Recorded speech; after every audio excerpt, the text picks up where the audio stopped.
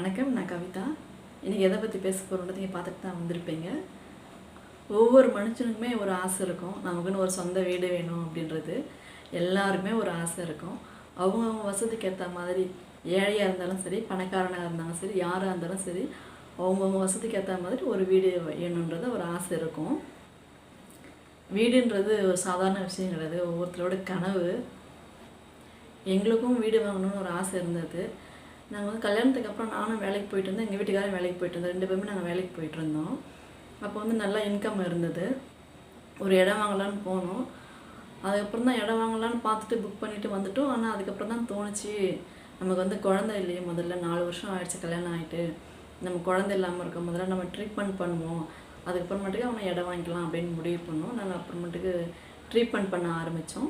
Treatment பண்ணி தான் அப்புறமா எங்கள் ஸ்ரீராம் முதல் குழந்தையே பிறந்தான்.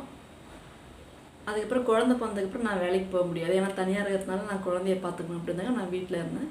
எங்கள் வீட்டுக்காரர் மட்டும் தான் வேலைக்கு போனார். அதுக்கப்புறம் அப்படியே நாங்கள் வாடகை வீட்லேயே இருந்துட்டோம். ஒரு 11-12 வருஷம் வாடகை வீட்லேயே இருந்துட்டோம். வாடகை வீட்லேயும் எங்களுக்கு எந்த பிரச்சனையும் கிடையாது. நாங்கள் ஃப்ரீயாக எங்கள் வீடு மாதிரி நாங்கள் ஃப்ரீயாகவே இருந்துட்டோம்.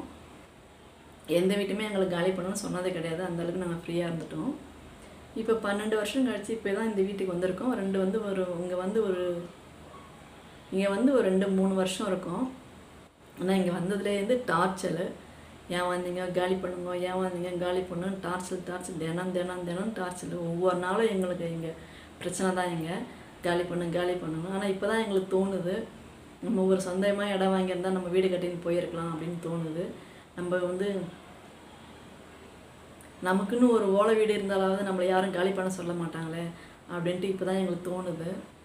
இங்கே வந்து ஒவ்வொரு நாளும் எங்களுக்கு நரக வேதனை தான் இங்கே இந்த வீட்டுக்கு வந்ததில். இப்போ தான் எங்களுக்கு சொந்த வீட்டோட அருமையாக எங்களுக்கு புரியுது. எப்பயாவது நம்ம அப்பயே நம்ம ஒரு இடம் வாங்கியிருக்கலாமே, வாங்கியிருந்தா நம்ம இன்றைக்கி ஒரு ஓலை கொட்டாவது போட்டு அந்த வீட்டில் இருந்துருக்கலாமே அப்படின்னு இப்போ தான் தோணுது. ஆனால் இப்போ இருக்கிற சுச்சுவேஷனில் எங்களால் வாங்கக்கூடிய சுச்சுவேஷன் எங்களுக்கு கிடையாது. ஒவ்வொருத்தருக்குமே வீடுன்றது ஒரு கனவு. எனக்குமே ஒரு கனவு இருக்குது, நம்மளும் ஒரு சொந்த வீடு வாங்கலாம் அப்படின்றது. அது கனவு ஆசை மட்டும்தான் இருக்குது, வேறு எந்த சோர்ஸும் எங்களுக்கு கிடையாது. எங்களோட கனவு பலிக்குமான்னு எங்களுக்கு தெரியல. நன்றி, வணக்கம்.